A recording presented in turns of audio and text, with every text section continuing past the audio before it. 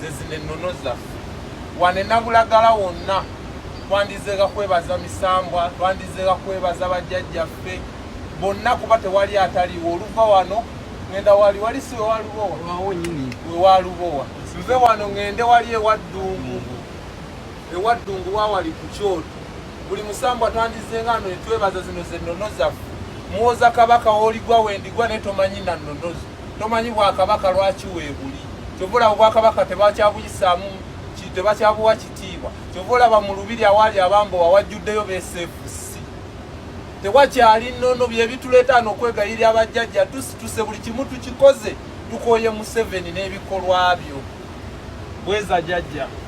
wannambiro nsiima bwongero esekera esiima mu kiwato leero olunaku lwa Sande amanya nze Saamu nga bwe mwagenze mu kyaki okusaba mpuubyeko olubu lw'ekigere ekalagala okwebaza ku bajjajja n'ofukamira ku byoto wano wendi ndi mu mpuku ya jjajja Lubowa era olunaku nga bwe luli olw'Essande nze nsazeewo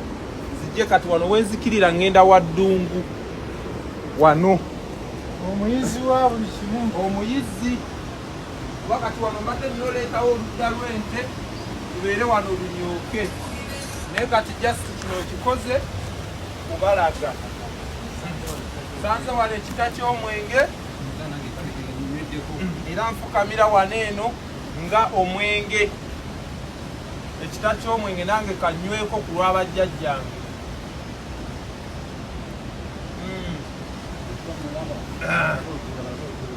olutuula luuluno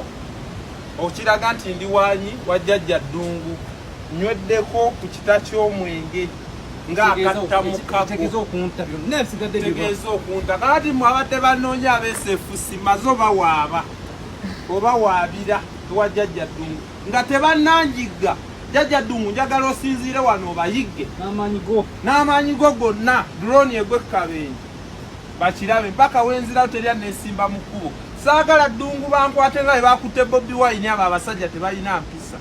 nze mbadde mulwadde ebbanga lyonna kanfukamire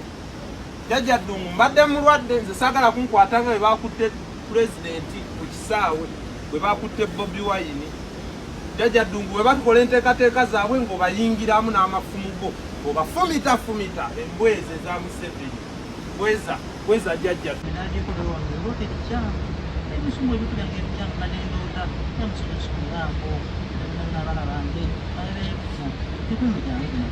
mulabye mbagamba buli kaseera nti abantu abo balogo abantu abo buli muntu yenna gwolaba alina following ekyo kyafulumamu kyekisika abantu okujja gyali lwaki nze abantu banvuma n'osanga oteekayo ekifaananyi n'osanga kuli ebiwemmulo ebivumo kubanga emyoyo emibi egiri mu bantu abatanjagala n'abataagala mazima n'abataagala Katonda ndimu oba mutono oba munene gye gireetera abantu okulowooza nti bajja kunkolimira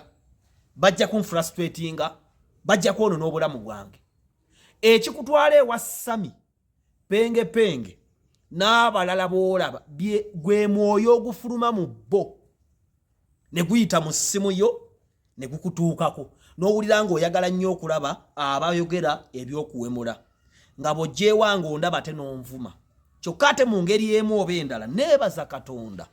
kubanga obulamu bwange tebuliimu kusuusuutibwa oyo yenna ayagalibwa ensi Bayibuli ega nti abamulabe wa Katonda olwaleero nvumibwa n'enjeregebwa n'ebampemula olw'okuba njogera Katonda ekyo nno sijja kukikoma kimpa essanyu kuba ne Yesu tebaamwagala Yesu yabagamba nabakola kabi ki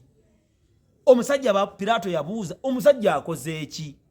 naye siraba musango nti akyamya abantu olwali waliwo ekigambo kyemugera diversion gwe Dr. Tyobera mu diversion ebyo ne Yesu baabimugamba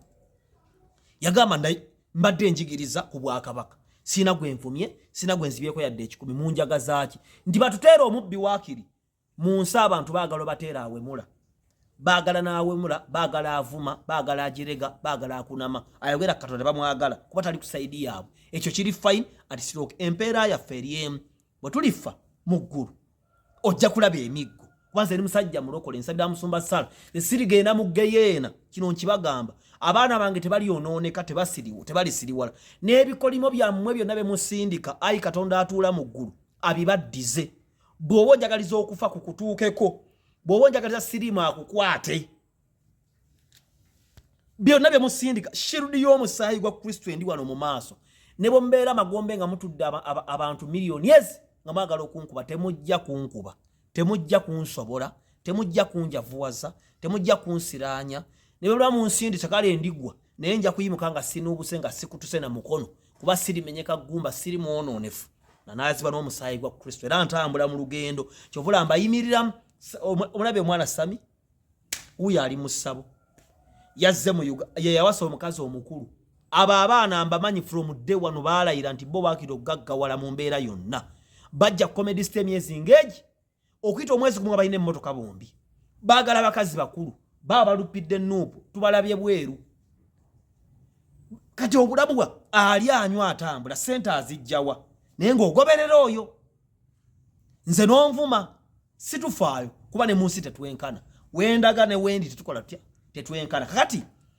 muna mwamugoberera yafundikira musiyazi kayima mwamugoberanga ne mbagamba kayima ne munvuma kalabe yagenda wa kati temukyamugoberera abaana bonna mbadde mugoberera olwaleero bonoonese ne mulaba their true colors nze nensigala wano nga mbabuulira ebya Katonda mbagamba abantu tuli mu struggle ez'okuwemula n'okuvuma aba kale Museveni mubi ne struggle z'okuwemula abantu n'okutyobula buli muntu hizo struggle za nabaki nze nga nzire bali bwendi kati ebyo bikuba balokole buli kyolaba ku TV basefuko ba TikTok ezo life z'abakabaata bali eniskiri ba Bobi Wine bazaake basegirinya ba mutima